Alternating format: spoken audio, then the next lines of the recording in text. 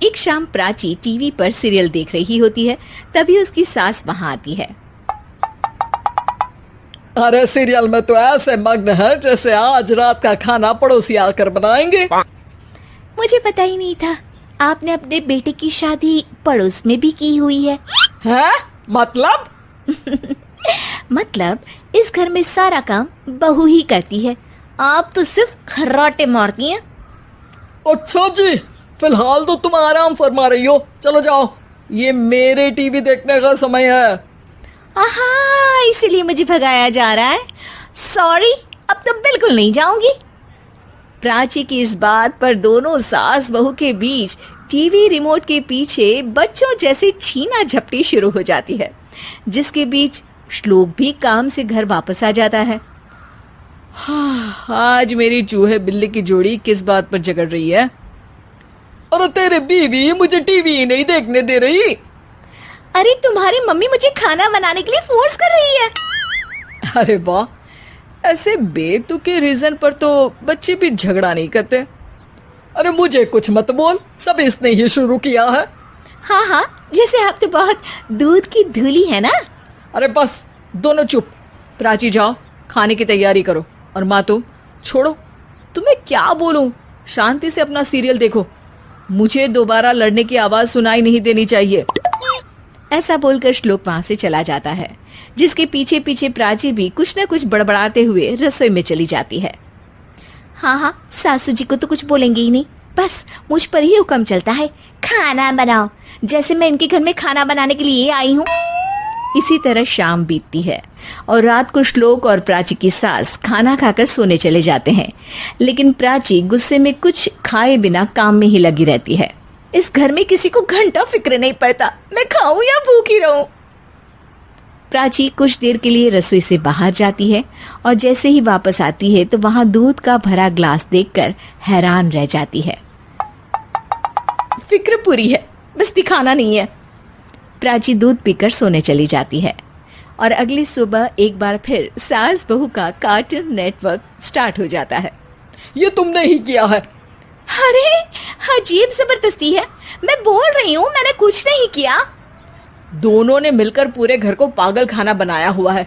यहाँ कोई नॉर्मल इंसान तो रह ही नहीं सकता, इसीलिए अब पड़ोसी क्या रिश्तेदार भी घर आने से कतराते हैं। और सुन बेटे, तू भी चंगा, तेरी माँ भी चंगी, तेरी बीवी भी चंगी, रिश्तेदार। हाँ जी, आपको नहीं पता क्या, गंगाधर ही शक्तिमान है, रिश्तेदार ही। हाँ हाँ, बस समझ गया। कभी जानवरों जैसे लड़ेंगी तो कभी जुगलबंदी करेंगी। भाई मैं आप दोनों के बीच में नहीं फंसना चाहता। सास बहू की इस मनमौजी जोड़ी से परेशान होकर श्लोक अपना सिर खुजलाता वहां से चला जाता है। चलो अब मैं भी कीर्तन में जा रही हूँ। इस पर जैसे ही सास कमरे में अपना पर्स लेने जाती है तो वहां नाश्ते की प्लेट रखी देख मुस्कुराने लगती है और नाश्ता करके घर से बाहर निकलते हुए कुछ पैसे टेबल पर रख जाती है, जिसके कुछ देर बाद सिलेंडर वाला घर आता है। ओ मोरी मैया, मैं सिलेंडर के बारे में तो बिल्कुल भूल ही गई थी। घर खर्च के सारे पैसे भी मम्मी के पास है और श्लोक से बोला तो उल्टा 4 बात सुनाएंगे। प्राची ये सोच ही रही होती है कि अचानक उसका चेहरा चमक उठता है और वो घर में आकर इधर उधर देखने लगती है। तभी उसकी नजर टेबल पर रखे पैसों पर पड़ती है, जिन्हें वो सिलेंडर वाले को दे देती है। ये सब श्लोक देख लेता है। अच्छा बेटे, इतना बड़ा घोटाला, सबके सामने मैं तेरी दुश्मन और पीठ पीछे तेरी मेरी यारी। इस पर श्लोक एक प्लान बनाता है और शाम को सब एक साथ बैठे होने पर बोलने लगता है। माँ, तुम दोनों की बहुत लड़ाई होती है, इसलिए मैं सोच रहा हूँ कि प्राची को उसके घर छोड़ाऊं, इससे वो भी खुश रहेगी और तुम भी। अचानक श्लोक की ये बात सुनकर सास बहू शौक से उसकी तरफ देखती हैं। अरे ऐसे कैसे घर छोड़ाओगे, मुझे कहीं नहीं जाना। अरे तुमने बोला नहीं पर मैंने सुन लिया, तुम्हें मम्मी के साथ रहना अच्छा नहीं लगता, मुझे पता है। अरे वो अरे, जब बहू खुद कुछ काम बोले तो वो तुझे सुनता नहीं, और अब जो इसने बोला ही नहीं वो तू समझ गया। जब उसे नहीं जाना तो फिर जबरदस्ती क्यों कर रहा है? अच्छा, फिर आपको मौसी के घर छोड़ाता हूँ, बस अब आप दोनों एक घर में एक छत के नीचे नहीं रह सकती। मैं इस टॉम एंड जेरी की जोड़ी को और नहीं झेल सकता। है? ऐसे कैसे नहीं रह सकते? तुम्हें इतनी दिक्कत है तो तुम्हारा बोरिया बिस्तर पैक कर देती हूँ, लेकिन मम्मी जी कहीं नहीं जाएंगी।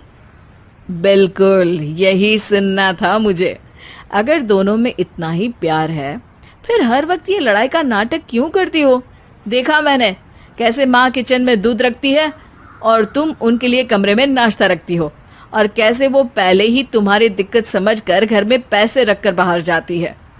अरे भाई, इतना ड्रामा तो डेली सोप में भी नहीं होता जितना तुम दोनों ने इस घर में फैलाया हुआ है। तू हमें टॉम एंड जेरी बोलता है ना, तो याद कर वो दोनों भी एक दूसरे को बाहर वालों की बुरी नजर से बचाने के लिए हमेशा सबके सामने लड़ते थे, लेकिन अकेले में दिक्कत के समय मदद भी तो करते थे। बस हमारा रिश्ता भी कुछ ऐसा ही है। और वैसे भी अगर सास बहू में तू मैं नहीं होती तो दुनिया वालों को कहानियां कैसे मिलेंगी?